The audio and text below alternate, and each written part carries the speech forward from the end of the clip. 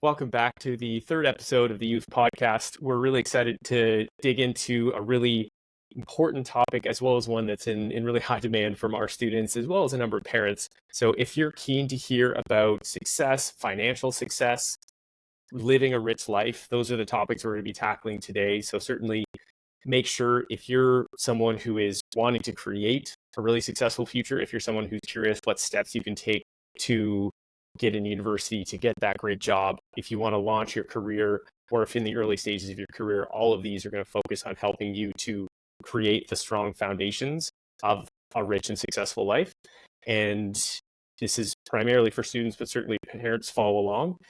If you haven't yet, certainly make sure to subscribe so you can follow along as we unpack other topics to make sure you are getting all the really valuable tips, insights, and perspectives that most of our families and students are coming to us with to help them unpack. So got Joel here with me. We're excited to dive in, and he has just come across a new topic that he wanted to share that I'm not super familiar with. Joel, what have you found?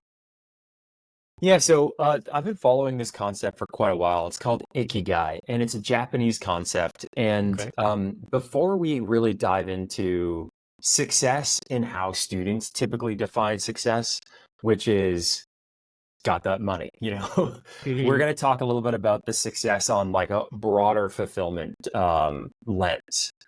And there is this concept called Ikigai, and it changed my life when I came across this as a student in university. And this is a Japanese term, and it's one of those words in Japanese that like encompasses 5 or 6 words in English, and it's just whenever I come across one term in Japanese where that doesn't directly translate in English, I'm like, I'm in. I love it. So this one is directly translates to something to the extent of reason for being. And Ikigai essentially is this, imagine there's 4 overlapping circles, like a Venn diagram of 4 circles. One circle is what you love. Another circle is what the world needs. Another one is what you can be paid for. And another one is what you're good at. So when it comes to success and a reason for being, you could also think of this as like fulfillment, or I think if there was one word that it would directly translate to, it would be purpose. This is how they think about it. And to get Ikigai, you have to have all of the 4 circles overlapping in your life, doing something that you love, doing something that the world needs, doing something that you can be paid for, and doing something that you're good at. So for example, if you love soccer, and you know that your local community needs more soccer coaches, but you can't be paid for that because it's going to be on a volunteer basis, then that's not going to be Ikigai. You have to have all of the 4 circles overlapping. And if you only It's have a just a couple hobby. of the circles, it's just, yeah, literally, yeah, that's what they call it. If you only have 2 circles overlapping, there's certain words for that. And parents we probably have some traumatic memories of parents being like, you could do that, but that's just going to be a hobby. You can't turn a career into that or whatever. And that's because I think people are thinking in their minds about this Ikigai concept, but we never really had a proper word in the Western culture to define what this is. But it was a huge inspiration for our approach at Youthfully, and for the Student Identity Blueprint, which is this assessment and this tool that we use internally at Youthfully, to help students get really clear on what they're good at, get clear on what they love. We do some assessment on what the world needs, but that's changing so much. And also what students can be paid for, that's also changing so much and going to change as they go throughout their life. So what do you think of this, Derek, as it applies to students? Should students be drawing on these circles and trying to do it themselves at this point? Is it too early? How can they map out some of the gaps if they don't know what the world needs and what they can be paid for? Like, if you were in the shoes of somebody in high school and university, how would you use a framework like this? It's so important to show that they come together and that it's possible to have all 4 come together, versus either you go down the money making, what people will pay you for route, or you go down the sort of passion fulfillment route. And those are the two choices before you. The parents typically want you to go down the money making route. You want to go down the passion fulfillment route. And it's this like conflict in the household. And that doesn't have to be the case. But I think a lot of traditional parents, mostly, but students obviously get brought into that, believe that it's this choice, one or the other. And so if students can do the work early to get clear on what they're good at and treat each circle kind of in isolation and get clear on each one, that can help them actually reach Ikigai versus believing, oh, it's a choice of one or the other. As, oh, you have to go be an investment banker. I've got no issues with investment bankers, but typically that is not going to hit all four. For some people it might, but typically there's some compromise there. And so it's making sure you do the work early, ideally with someone who can help you to break past some biases, predisposed perspectives, and allowing you to create 4 individual circles you can map on to this concept or this kind of visual so that you can be pursuing the right things and putting your effort in the right places early on versus finishing university and trying to piece Ikigai together as you start your career. How about you? What have you found? Have you talked to students about it specifically? Are parents receptive to it? Like what's the main insight you found? Yeah, I think a certain type of student is really open to it and finds this very thoughtful and it resonates with them. I think the student who is actually trying to combine a lot of these, we have our own assessment, and one of the findings is like what your values are. I find that students who are more impactors, seeking for like making an impact in their career, they really resonate with this concept because they want their career to have it all. The one career to have all these 4 pieces. It's going to be less likely for you to be able to fit everything into one career. But there's this saying that like you don't you don't just discover your purpose, you actually create it. You create it yourself. So I would say that if you know what you love and you know what you're good at, create a career that you know you can get paid for and do the work so that you eventually find out what the world needs. Like we were actually just talking about your sister doing something that like I think I was follows just thinking about that. that goes through all the 4 things. And that's like, and let's go through that example because I think that's helpful. But if you're and the investment banker point, I think is good as well because I meet students all the time who are passionate about just literally making money. But then 10 years into their career or 5 years in their career, they feel this like emptiness of missing something else. They can Because still they do didn't think investment through banking. why they want the money. What does the money help them achieve? Do they want freedom? Do they want the things? Like what is behind the money? Because money is pretty empty if it's just for its own sake. So like you need to get clear on what the money helps you to do or what it helps to buy. So if you don't have that layer thought through, then that's where you encounter the people who are rich and unhappy because they just have lots of it and they don't know what to do with it and they're they need some of the other circles. Yeah.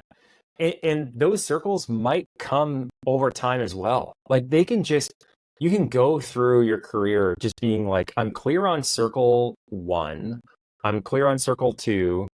Okay, now 5 years later, I'm now clear on circle 3. Like you can chip away at this stuff. And I see this a lot with a lot of my friends, honestly, who went into careers like solely focused on money. And then later on, they add on a side hustle or they get involved in philanthropy or they sit on the board of a nonprofit to fulfill those other circles that aren't necessarily fulfilled in their primary career.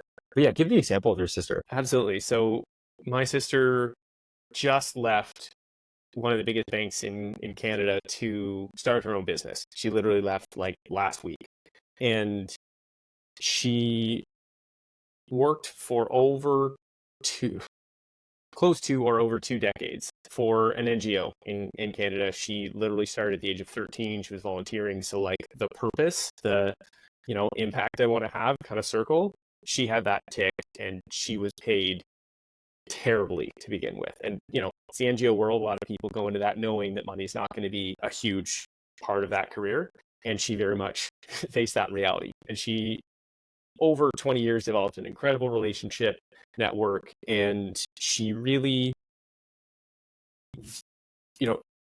saw that purpose stuck with it, saw it, like the incredible work she did, primarily development work in parts of South America and Africa. That was her thing. And then that organization, unfortunately, faced some issues. And she then started to work at one of Canada's biggest banks. And so she really valued the stability there for a period of time. But ultimately, she found things were moving pretty slowly. And throughout that period, she was also working with it, was helping a fairly wealthy individual to donate their money in the most sort of effective way that aligns with their values.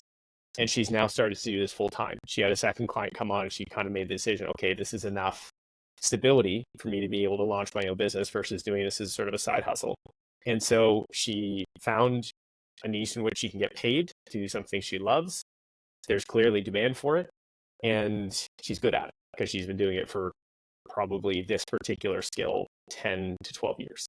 And so it's been amazing to hear her go through this journey and to hear her, launch the website and get headshots and all the things you do when you're kind of launching a business. And she seems to have really found it because she's working on like multi-year, multi-million-dollar projects that these people are going to be donating a lot of money. So helping them do that is a pretty cool role. And if I knew about Ikigai, I did know about it at a good time. But if I actually was more conscious of where do I begin and how do I actually end up building this Ikigai thing? I think if I thought more intentionally about Ikigai, it really would have changed my life earlier.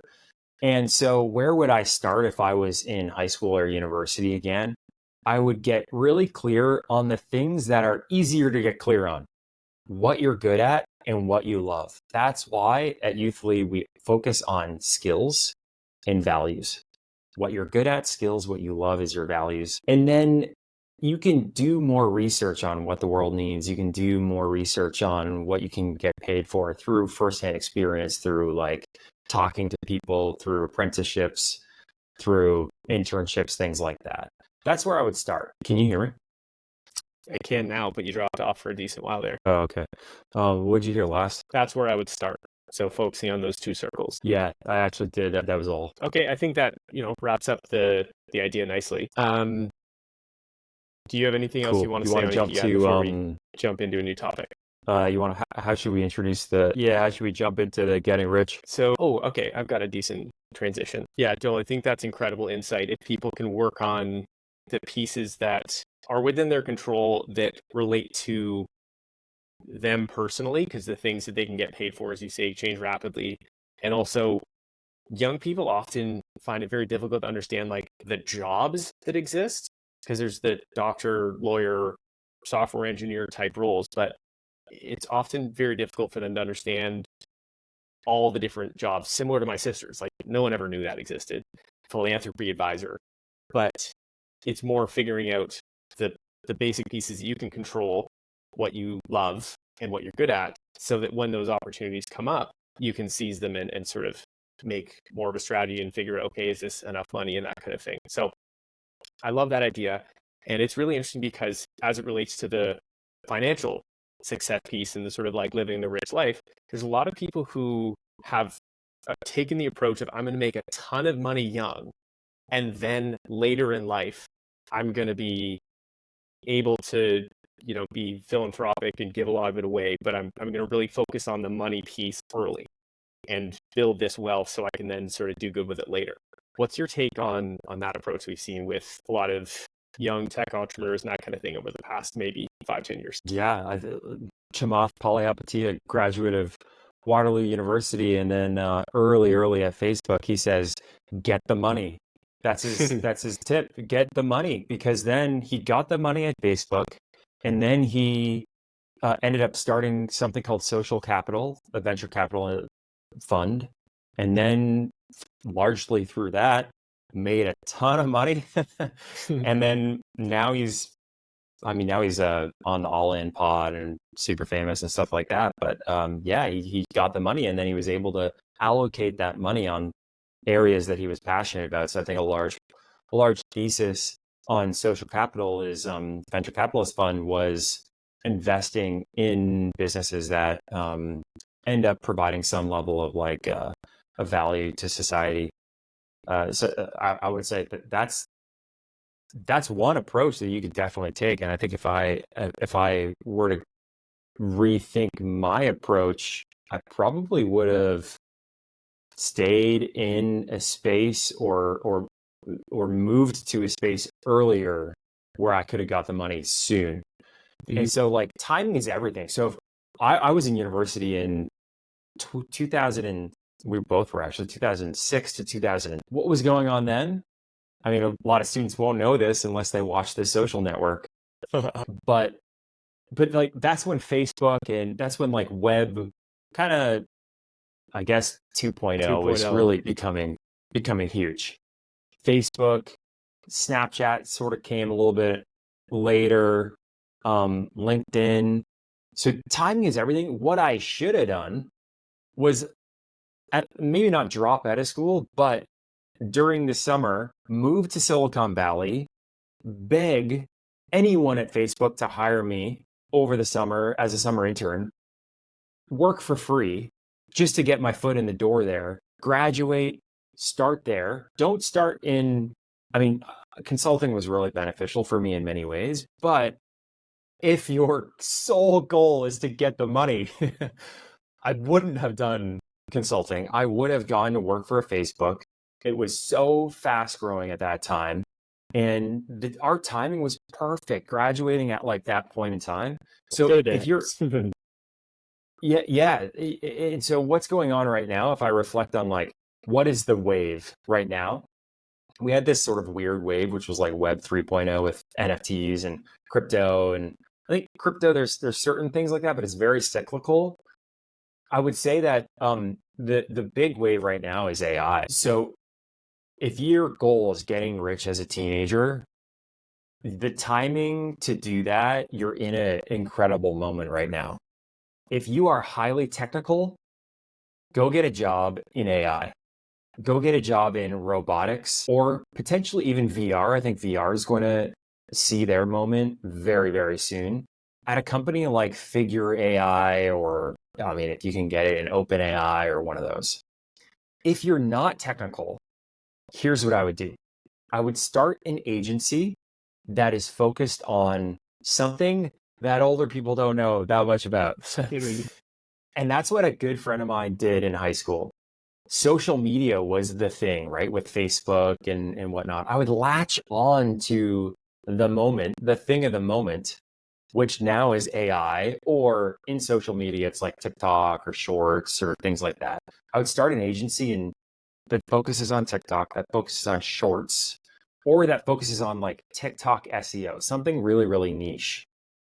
Or I'd do something like study law or finance and psychology and combine those and then just work for a hedge fund or work for a PE fund. Because what I've learned is doing something relevant in finance is like the way to win the game of money. You have to understand the game of money to be able to win the game of money.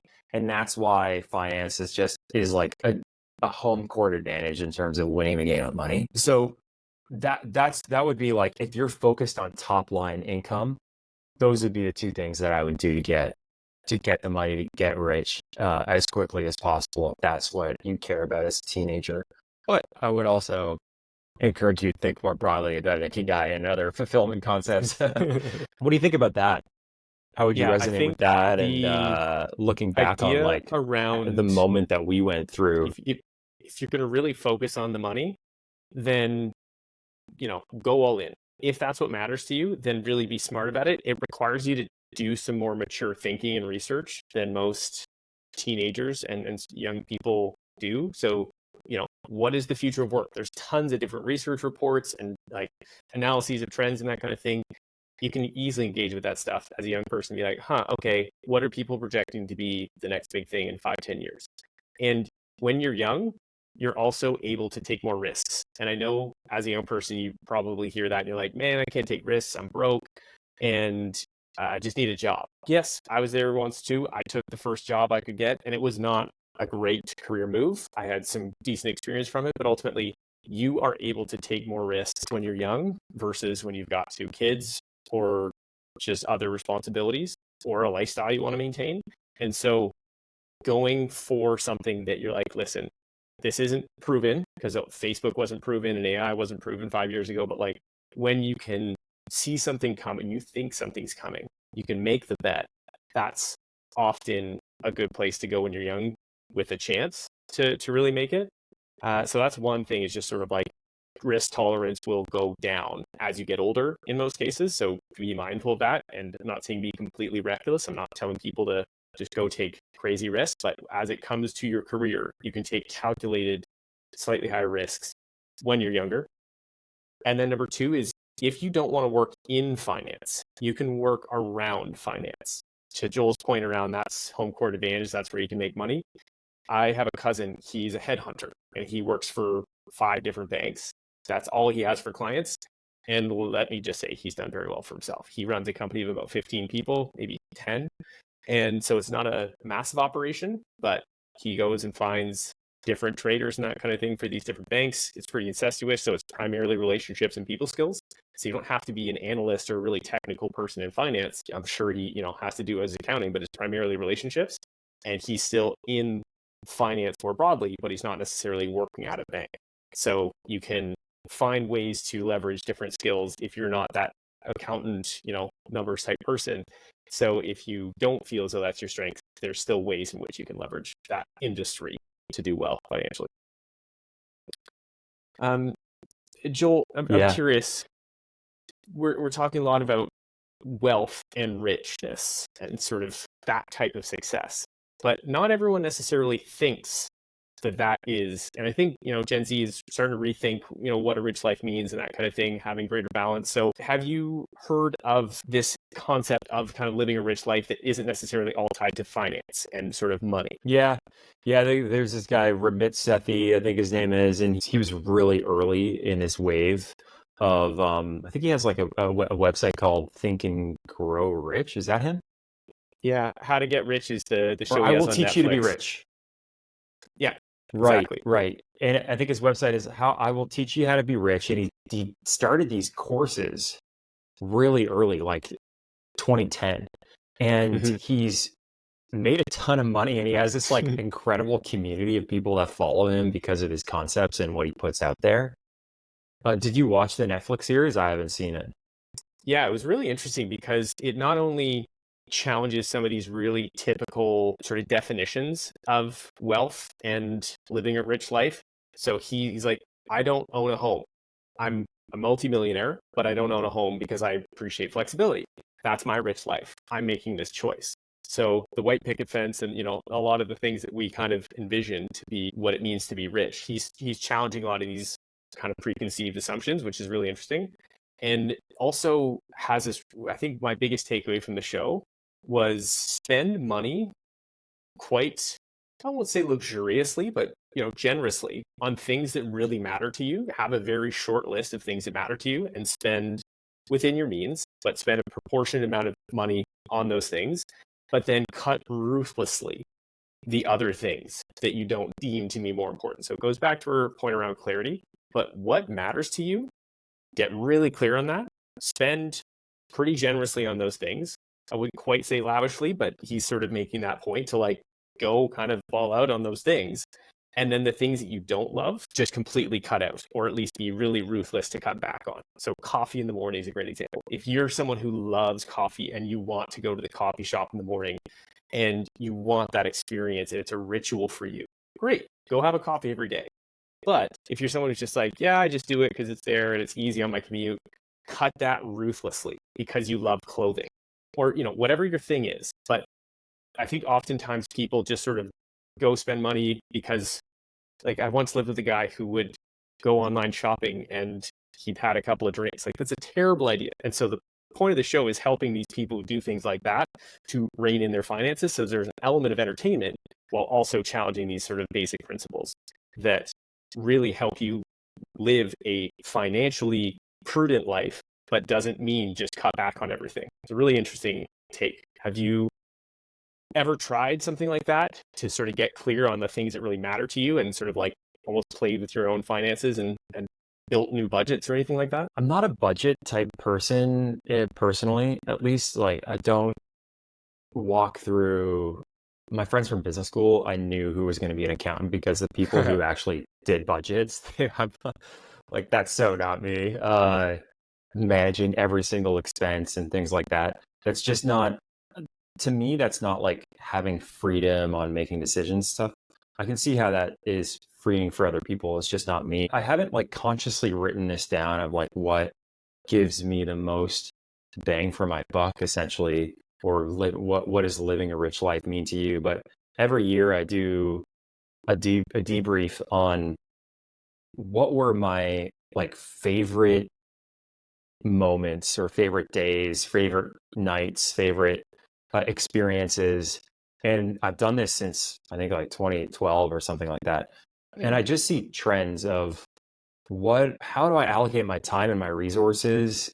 And what are the things that I enjoy the most? What have I gotten the most fulfillment from, which I think is in large part a contributing factor to success and living a rich life. And then I just allocate a lot of my money and time and resources on those things. Like surfing, for example, it doesn't really cost that much. But if I want to go on a surf trip, rather than going on a trip to New York, let's say, then I'm probably going to choose the surf trip because I know that brings me just more like gratitude. Or if there's a morning where I'm going to allocate some money towards something or go surfing, then I'm probably going to choose surfing. So knowing like what experiences and investments of your time and energy and money like actually give you fulfillment, you got to do a retroactive on that to actually find that out. Um, yeah, that's how I've sort of thought about it, but I haven't really done enough depth of thought. Where would you take it from there? Like, what does he say you do next? Do you mapped out like here's the things that actually give me the most value in life, and here's the things that I just don't want to be bothered by? Or It's less like first of all, I love that, and I totally agree. Not to make this too much about relationships, but my wife and I sat down and talked about things that we value individually, and we specifically put a bit of money aside for that each of us kind of can spend independently. And then there's also things we really value together based on those similar kinds of reflections. And we have sort of an amount set aside for that. So it doesn't have to be to the penny, but certainly just like prioritizing, like we know this is something that we appreciate together. And we know this is something that we appreciate independently. And both of those are important. And then it's the subscriptions. So if you have, Spotify and Apple Music, a lot of people just get subscriptions, they get a free trial, and then it just starts rolling and they forget to cancel it. So it's like be really cautious about that and really think, do I need this? If you have Netflix and Amazon Prime and Apple TV, choose one, right? It's that kind of thing. Or if you some eat out students a are lot, still like, on their family plan. yeah, fair enough. As you go to university, you might, not be able to take advantage of some of these things. And so it's being conscious of like, there was this one guy on the show and he loves brunch. He's all about going to brunch and just having mimosas and lots of food. And, he's a big foodie, but he was spending like $2,000 a month on brunch and he just needed to rein it in. He was just like, here's my thing. And he was like, great. Okay. You've identified the thing you like. But then he also spent a lot on clothes. He also spent a lot on his car. Like cars are the most, if you need one, fair enough. But if you can cut a car, that's a huge thing that you can take some money and redirect it. So that was the main concept, is just do a bit of a retro on your life, see where your money's going, first of all, and then just ask, is this where I want it to be going? Is this sort of intentional, or is this sort of just happening as a result of the ebbs and flows of life? So it's doing that retro that you're talking about, but having a bit more awareness of where it's going from the first place is the other thing that he talked about. Yeah, you can do a micro retro, which is like opening up your credit card or your debit card and just seeing what are my recent transactions this last month. And it's hard. Like a lot of students just won't want to do that, but it's useful. It's a useful thought exercise. And if you don't want to do that, and but yet you're still struggling with money, you got to make more money then. Yeah. If that's really what the kind of freedom and what a rich life means to you. If you're like, I will spend reasonably. I just don't want to have to think about what I'm spending on. Then that's your version of living a rich life. And I think that's actually like a popular concept right now with young people is they're pretty reasonable with like what they spend on. They do a little bit of Uber Eats here. They go, out to dinner there. They're buying some stuff online. They're buying these shoes or whatever. But if you at the end of the month realize that you have a negative balance in your bank account, you got to go out there and make more money, or you have to cut spending. And if you don't want to cut spending, yeah, you have to figure out a way to improve your income. Another approach is, and I am a huge proponent of this, and especially like now that everyone works remotely, or a lot of companies still work remotely, I think this is very possible. Is instead of living in a city where your expenses are very high, living in a city where your expenses are very low. And that can be not necessarily in North America. That can be going to live in a place in Mexico or a place in Guatemala or a place in Asia if your work allows for it. And that $7 coffee in North America over there is going to be 3. So you're still making the same income if you're working remotely, but your costs have gone way down. Yet your lifestyle has either maintained or probably improved because you can actually spend money on other stuff. So that's another thing that I would recommend students to consider if they have an option to work remotely and they don't want to cut spending. They want to live in a nice place, but it's just not affordable to them on the income that they're making. And they don't want to start a side hustle, or they've tried this and that and they're just not generating any additional revenue. Either cut costs or make more money, or explore another way to keep that lifestyle in another part of the world while not disrupting any sources of income that you're making. Totally. It's all about trade-offs. And, you're giving up being close to friends and family, but it might be amazing to go move and be a digital nomad in Bali. And that's what you prioritize. So it just goes back to getting clear what matters to you. What does that rich life look like? It just takes a bit of work, right? And often having someone challenge you on those preconceived notions, be like, oh, but I can't do X. Be like, why? Oftentimes it takes someone asking you, why can't you do that? Why can't you go live in Portugal?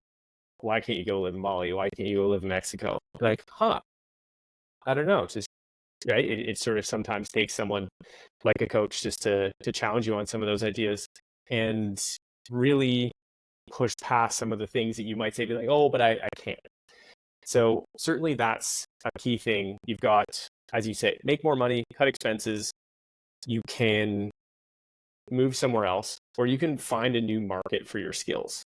And this is something that Stephen Bartlett, the founder of Diary of a CEO, great podcast, he talks about how he started his own business. And then he stepped away from that after I think he sold it. And he realized that he was a marketer, he was a great storyteller. And when he applied those skills in a market, I think it was like pharmaceuticals or something, he started consulting, that he made like 3 times more. And so realizing that your skills might be more valuable in another market that can earn you more, versus just accepting that like the jobs in this one place and the opportunities in this one place are the same everywhere, is obviously You're a not the great case. example So, as that as a teacher. yeah, Like 100%. when you worked in, did you work in public education at first? MEI was a public accredited school, but it's a private school because there was tuition. So I trained in a public school system, but I would say I worked for a private school.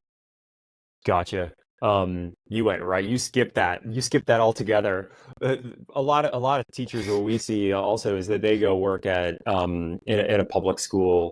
They're making, I don't know what they make the starting salary these days, like 60, $70,000, maybe less, maybe like 50 Probably or less. something like that. Yeah, 50. And then they're like, oh my gosh, I am working very hard on an hourly basis. This is like $12 an hour. Let me go explore somewhere else. Like where I worked previously in corporate learning and development, we hired a bunch of teachers and they basically overnight double their salary Oh, with the 100%. exact same skill set. It's just a totally different market. So I love this thing. Yeah, people demand and value services and strengths very, very differently dependent on the field or the industry or the company. That's a really interesting example because I actually have people reach out to me all the time who are teachers who don't know how to transition into other careers. They feel very stuck in education because they can't see the transferable skills they have and how they apply to other businesses because they've never really known anything outside of education. And they often are like, oh, I can lesson plan, or I'm a good with like behavior management, and that's way too specific to like classroom teaching. But if they're like, I'm a good project manager, I have incredible organizational skills, and I am able to like implement, strategy, whether it's curriculum, to achieve these objectives, that's a much more marketable way of presenting their skills. So this is definitely something that I could go on at length, and I think we should move on. I think it's a great opportunity to talk about skills, though. So what do you think? We've touched on this a little bit in a previous episode, but I think it's worth exploring a little bit more. What would you say are the skills that people who really want to become, let's go back to financially successful? What are the skills they need to really focus on developing? If I was a young person, a student in high school or university, the one skill that I would focus on would be problem solving. This is a skill that if you ask an employer, if you ask even a university admissions committee representative, what are the skills that you're looking for from a great candidate? Almost no one would say problem solving or critical thinking or however you want to define it. Yet, school doesn't teach problem solving. When I went into management consulting, that's the first thing that they taught us, how to structure and break down a problem. They're like, you've never been taught this. We're going to teach it to you. And we're like, wait, you can learn this? Yeah. Any skill is just a process, a series of steps that you have taken, and now you naturally follow that series of steps in that process, and you do it well, and you've refined it through repetition to become a skill. And that's the same thing with problem solving. It's just a series of steps. And so structured problem solving or strategic problem solving is something that I would 100% focus on, learn, and refine as a student, because you're using it every single day in your academics, in social environments, in extracurriculars, in your career eventually, in just like sort of life circumstances, in your athletics. Like I had a coaching call with a student the other week, and we used this problem solving framework to help him become a better goalie and to help him reduce his strokes in his golf game. Like we realized that he was letting goals in a very specific way. We broke down the problem to be able to actually isolate that he was letting in the vast majority of goals when he would move from left to right in a dynamic movement. And that started through a structured problem solving process. And so when he's now working with his coach, that's his priority. Is he's like, let's practice those left to right movements, and it's increased his goaltending.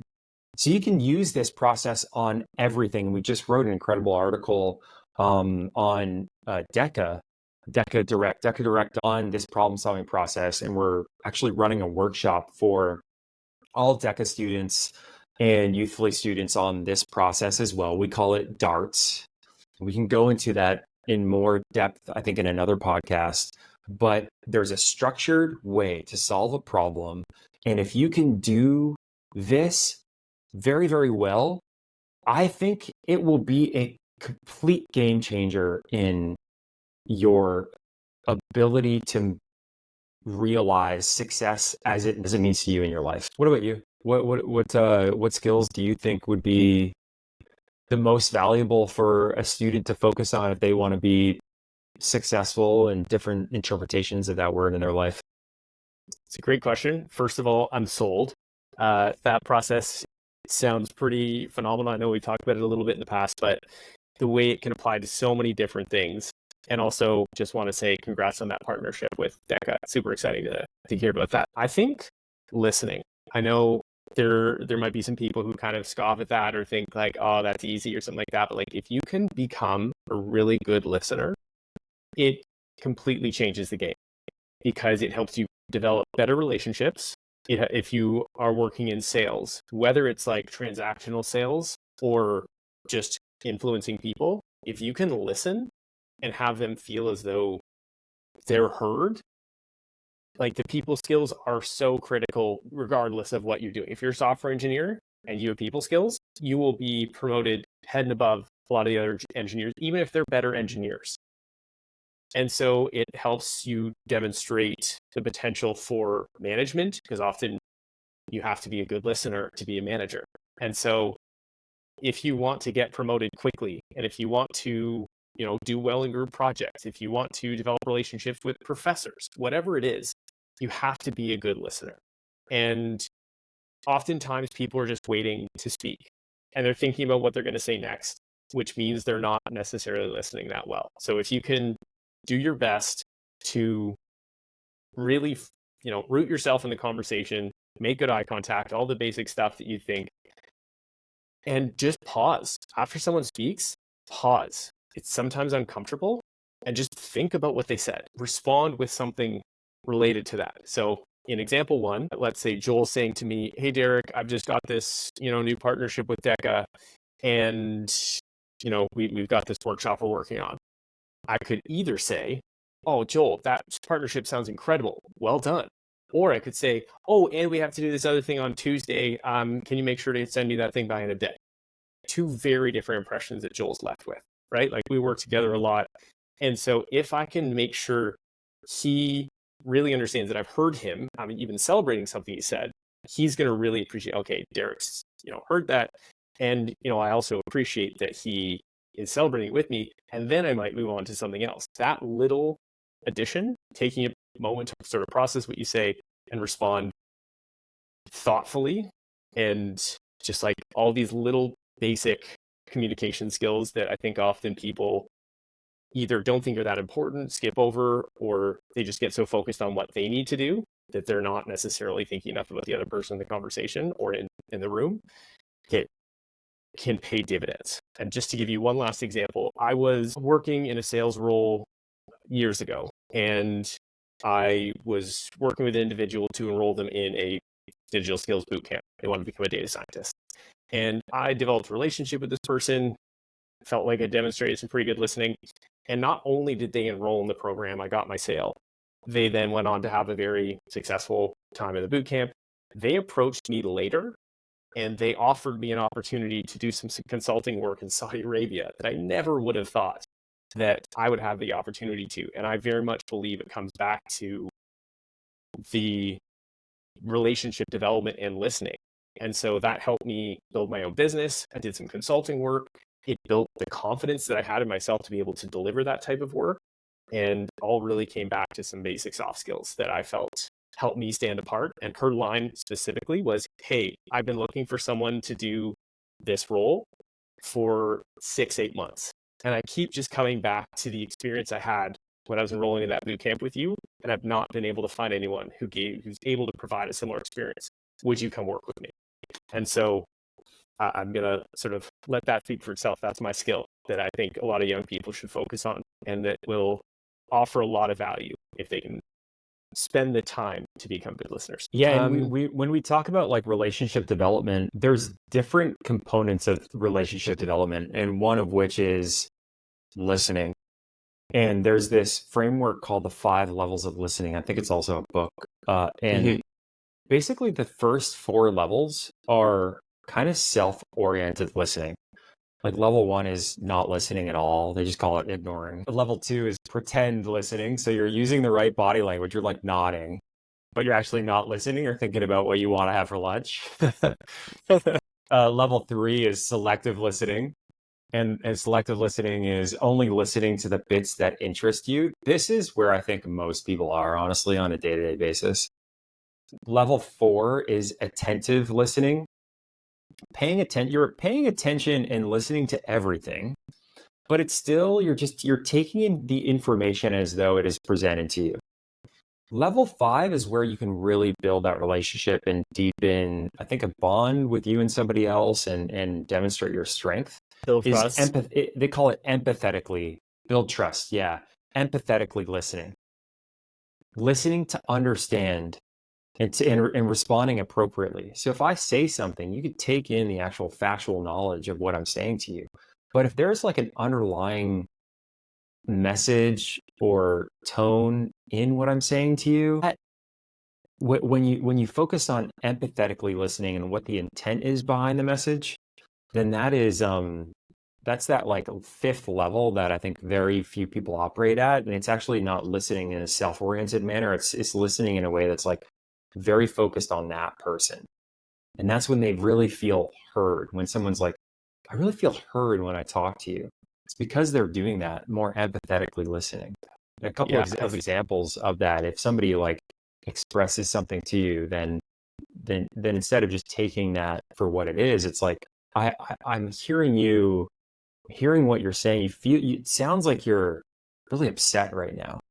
Or yeah, it's just kind of like what are the underlying emotions behind that, and actually yeah. bringing those up to Identify the with their surface. emotions, 100%. Yeah. Another example would be if someone's expressing a challenge or something like that, be like, I can imagine that would feel like this. Is that how you felt? Mm. Or like, I can imagine in your position, I might feel X. Was that your experience or something like that? Like telling them, showing them, I guess is more accurate, that you're putting yourself in their shoes, thinking about the experience, and then thinking about how that would impact you. And then trying to understand if they had a similar experience. So you're finding common ground, but also just taking time to identify, here's what I would think if I were in your shoes. Is that true? And then you can have the conversation about it afterwards. So just like taking that moment to think about how it impacts them and how they feel. Oftentimes you'll be like, oh, how they feel, whatever. It's critical to develop trust and really build relationships. Yeah. So as we wrap up, this whole theme of this one was like the secrets to success. And I think the starting point for students is, what does success mean to you? Everyone can define it very, very differently. And without a clear understanding of what success looks like for you, then you don't know if you should go after the money or go after the purpose first or whatever. I think a great place to start, though, is just some level of self-awareness of your strengths, of your values, and then building some of these skills that are inevitable, that will inevitably lead to success no matter your definition of success, I think. And then as you chip away through life, like writing things down, doing some more retroactives, more reflection on, I like this, didn't like that, that brought me a lot of fulfillment. This I like, this makes me feel good. This is, yeah, I like what that person is doing. I want that. So More that's, surfing. yeah, more surfing generally, which I really should be doing. And yeah, I think that's sort of it. If you guys like this topic, then we'll touch on more areas of this success topic. Send us your questions, write them in YouTube. Um, if you've made it this far, subscribe. We're going to do this on a continual weekly basis, and you'll get notifications for the next one. So any wrap up final thoughts? If it's chase the money, figure out why. What's the money going to get you? What is that going to enable? What's the lifestyle it can help you to achieve? Don't just chase money because of money. Chase money because it helps you get somewhere or get something. I'm not saying go chase the money 100%, but if that's your reason, I've talked to a lot of students who say, I just want the money for the money, and they don't know why. So if you're going to spend all that time and effort chasing the money, be really clear why you're doing it. Wise words. All right. Well, there we go. We'll see you guys next week.